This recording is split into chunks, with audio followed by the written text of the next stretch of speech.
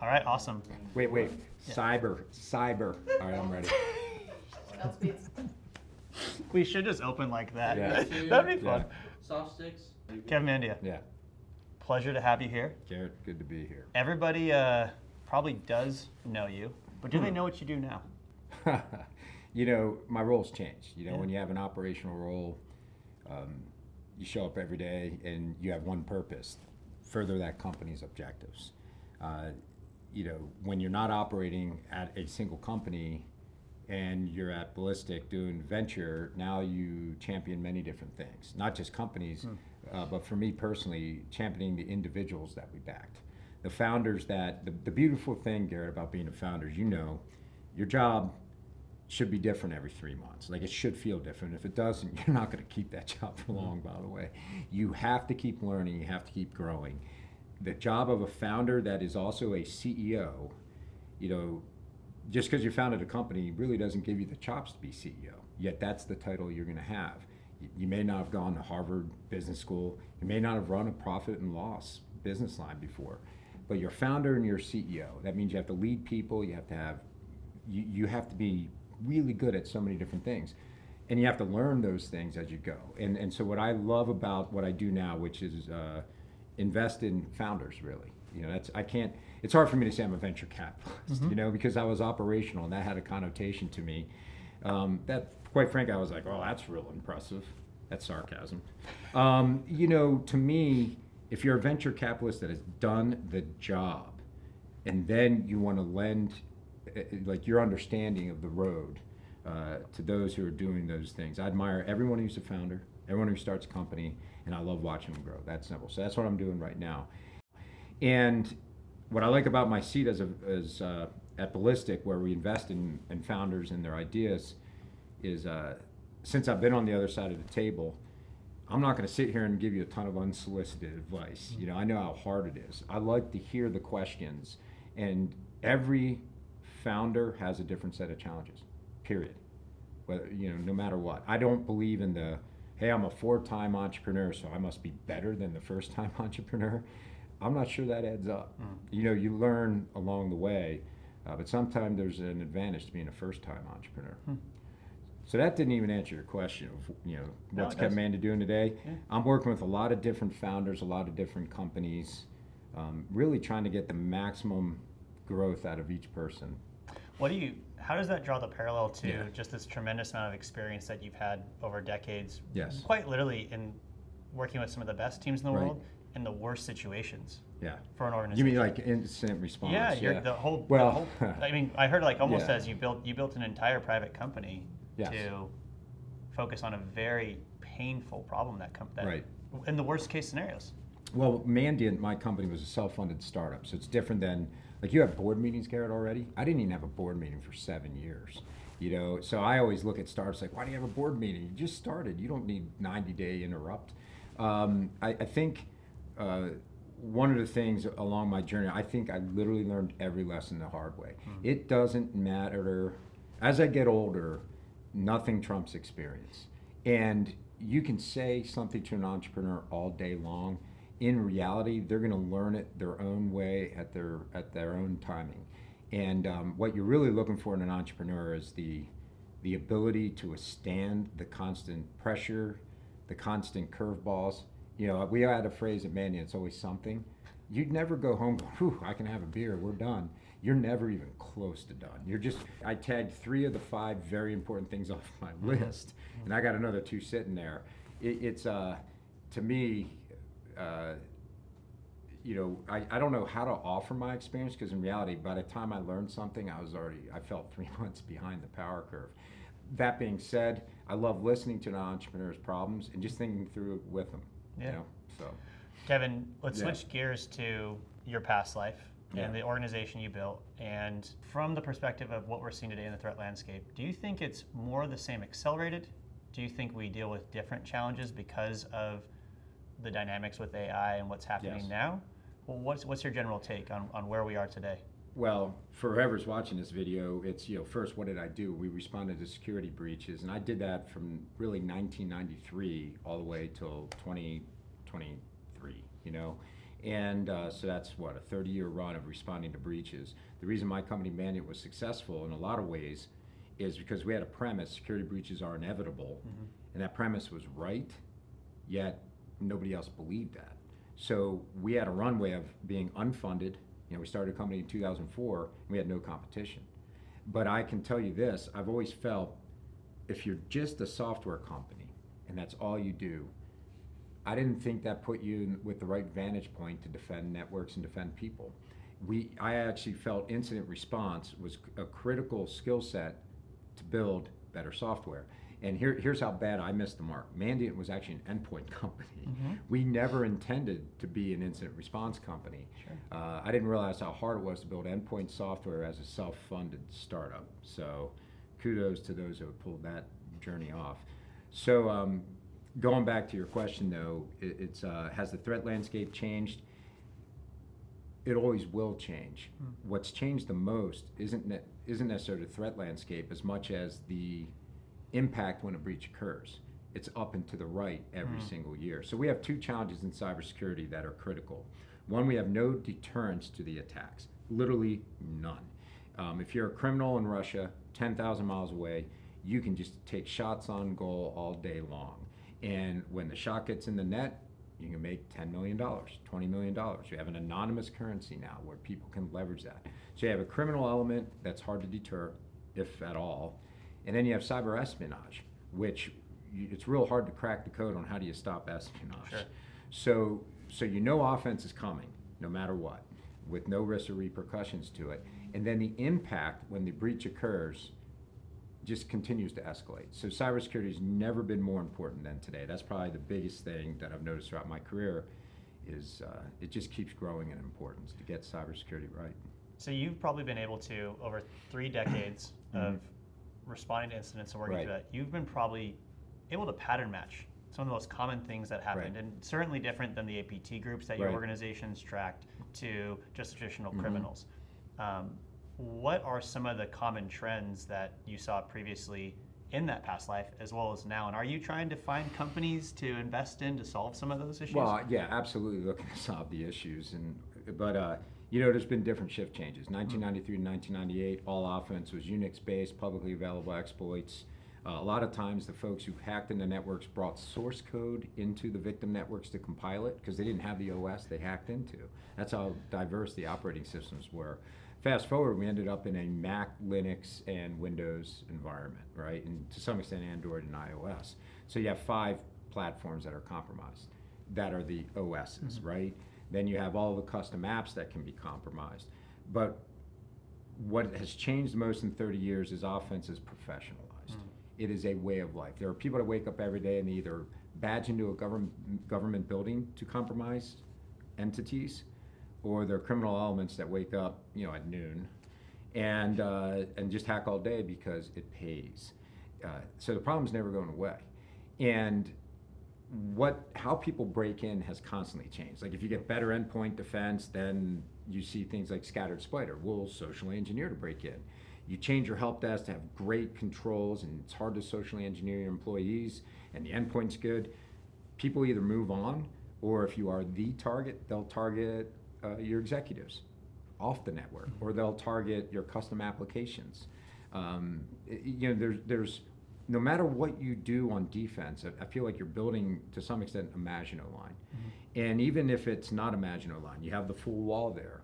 You constantly have to test it and make sure you're getting the most out of the security posture that you've implemented.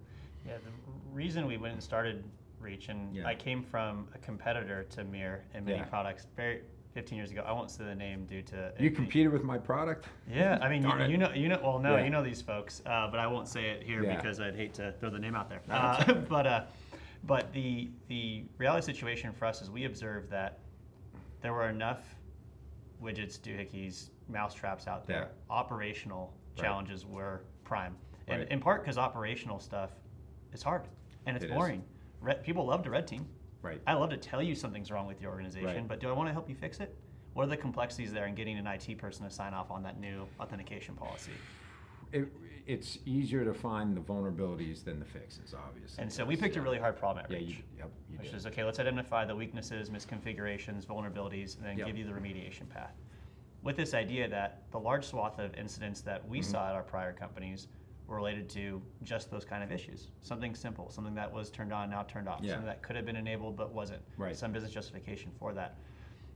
Throughout your life, and I don't think this is true about cyber espionage in Right. particular, the completely funded $1 billion check, imagine that, to just go attack. Well, they still break in the easiest way possible. And so do Yeah. you think that still is going to continue to be the biggest problem in the industry? Do you think it's becoming more of an issue because it's more accessible through things like AI-driven types of attacks? It allows lazier people to be Yeah. more effective. What's your take on that? So attacks are never going away, right? Criminal element is incentivized to do it, and espionage will always go where command and control goes and where communications go. So if you're going to spy, you got to hack. Unless you want to take risks and send people and try to get a human in the loop of things. So, and you may try that as well. So the bottom line is absolutely offense will continue to escalate and it will accelerate with AI. It will not get easier. The speed at which, and you can even look, we do potentially more red teams at my company, Mandiant, than any other company. It's what they do. And when you red team, it's all about speed. When you get access to a victim network, it's not like you can lollygag. It's all hands on deck. We got command inside the victim network. We're in. You're in a race. That race will get faster, and the time frames will compress with AI tools, and both for the offense and the defense. So you're just going to see an acceleration. And to go to what you do at Reach, I've been amazed throughout my whole career that we, as consultants responding to breaches, showing what happened and what to do about it, that was our livelihood, and we were really, really good at it. Almost everywhere I went, we had well-intentioned people that were victims that actually lacked the awareness, the knowledge, the drive, and the will to secure their networks. All well-intentioned, wanted to do it. Maybe they just didn't know the adversary that they were up against, and then they would get an awareness, and they would get into what I called the victim mindset.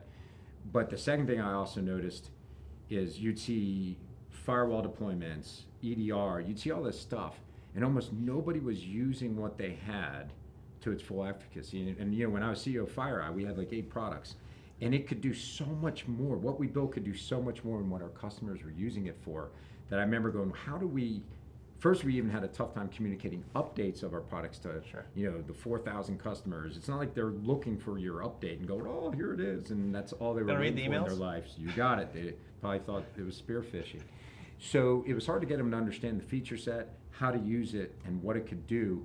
And quite frankly, we're adding so much to our products, and I think even today it's a bigger problem for other companies. You're adding so much to your products at such speeds, even your customers can't even keep up with what it can do.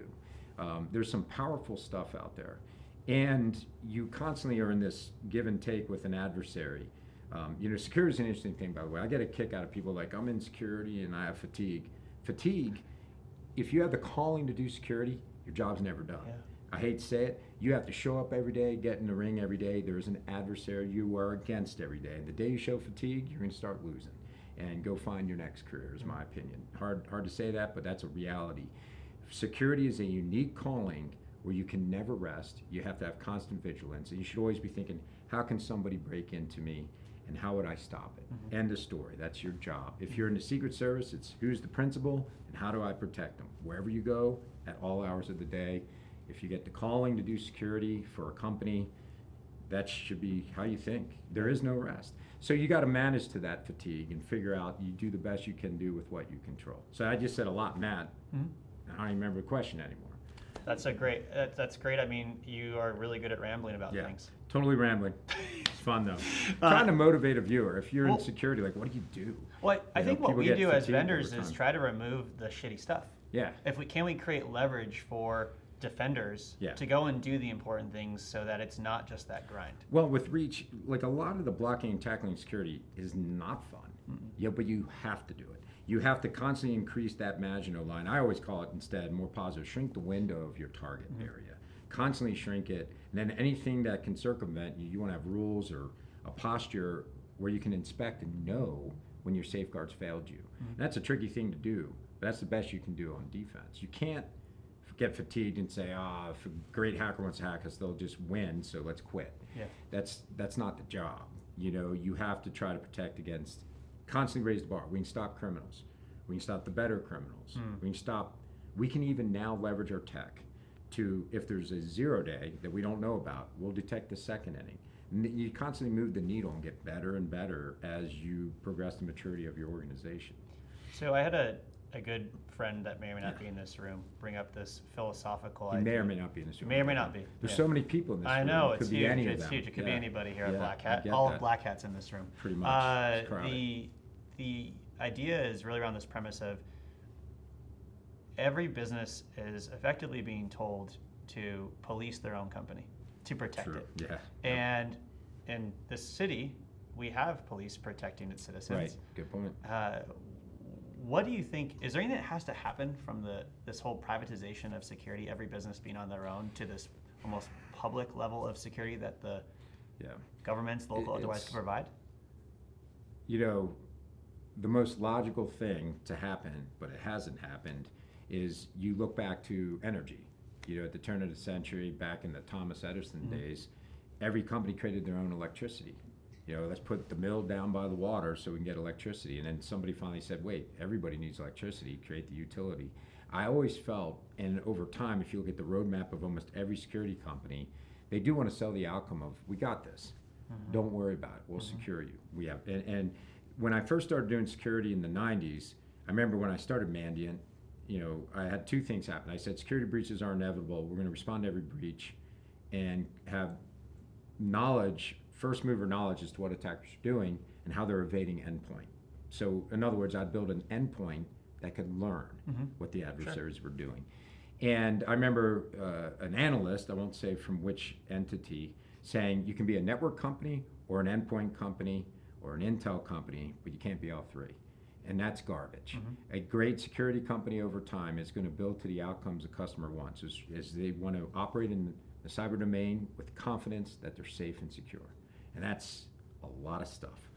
And that's where it'll go someday. There'll be companies out there that can simply, they have perfected that they have software that can think, learn, and adjust to the adversary as fast as possible, and provide a holistic or comprehensive security blanket. Right now, we're piecemealing it together. It's like we're buying a car. We'll take the handles from that guy, we'll take windows from them, we'll buy the engine from here, we'll get a tire there, a tire here, and we assemble the car. You got it. Hence the jalopy we end up with at many companies. We're slightly better than that. It's a bad analogy, and I actually believe very few analogies in the physical world apply to cyber because of its complexity. But fast forward a certain amount of time, you'll have security companies that people subscribe to and get the outcome they want, which is operating confidently.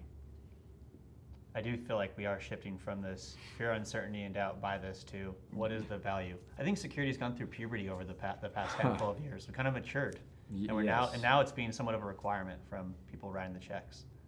You see that today? It's people. Well, yes. What happened was you saw the bubble of spend, and now people are like, what are we getting for this spend, right? And there's a smarter way to control that spend, right? I would agree with you. You want it. Here's what I would say. What is the return on investment for security? It's really freaking hard to measure. So with a lot of companies, what we've tried to do is, like for what you guys do at Reach, is are you getting the most out of what you already have? Start with that. But over time, you may be able to, if you red team or do a simulation or do stuff, over time you're going to recognize certain technologies contribute more to your defense than others, and that you have overlap. Chuck out the overlap. You got to start getting rid of stuff. There's no reason, and a lot of the multinational 1A enterprises have 80, 90 security products, and I do believe, I hate to say it, you probably get it down to 6. I want to close with this, because you've always been somebody that has been a name comment as long as I've been in the industry, which is only 15 years. Okay. You've had so much influence on the cybersecurity industry, and you're humble, so you say whatever you want. But on this next leg of your journey, where you're investing in the future of security, how do you view, what is your desired impact on the industry going forward? Whether given it's your from new role? me or do Yeah. you just want to see it happen? From you, and I think from you first. So you look at national levels. You know, you look at, we have an East versus West economy. You look at the conflict in the world. You look at how the conflict in the physical world impacts CISOs in the cyber world. You have to be aware of what's going on, because right now American companies are fair game, and you see more activity from Iran because of the, we dropped bombs over there, for those who don't know. You have to be aware of these things. You have to be aware of the criminal element. And so what you would want to see, if you were a head of state, most heads of state want to know, well, how would we do as a nation if the gloves came off? And you want to find a way to answer that question. How do our utilities withstand attacks? How do our hospitals withstand attacks? And right now it's loose, what is our policy and doctrine in cyber for offense is something that many nations are operating by a lot of different rules. And we have to figure that out as an international community. So what you'd like to see in the future is that you know how secure you are. It's so immeasurable today.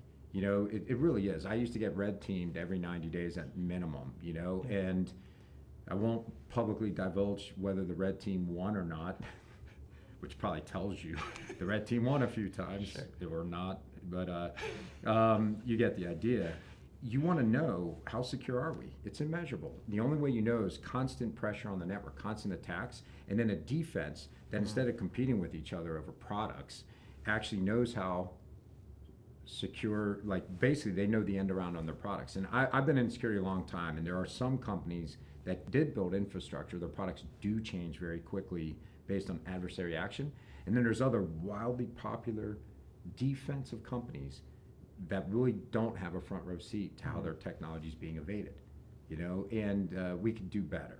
So that's a long-winded answer to say the cyber domain is a domain that will be involved in all future conflict, whether ideological or kinetic. And many nations have to figure out how they want to address that. And all nations can do better. Kevin Mandia, always a pleasure. Yeah. Thank you for joining us here at Black Hat in the gauntlet that Got is it. the conference. My 15th. I don't even want to ask you how many it's been I for you. don't even know. For Black Hat, I think it started in like it was Jeff Moss that started it, saying like 97 or 98. So it's funny, I just Googled that before I came in here. I know I spoke here in 02, 04, 06, 07, 08, and I just did a quick like Gemini search and a bunch of agendas popped up. So, but I've lost track. Well, thank you nonetheless for being here and spending time with us. Really appreciate the time. Thank you.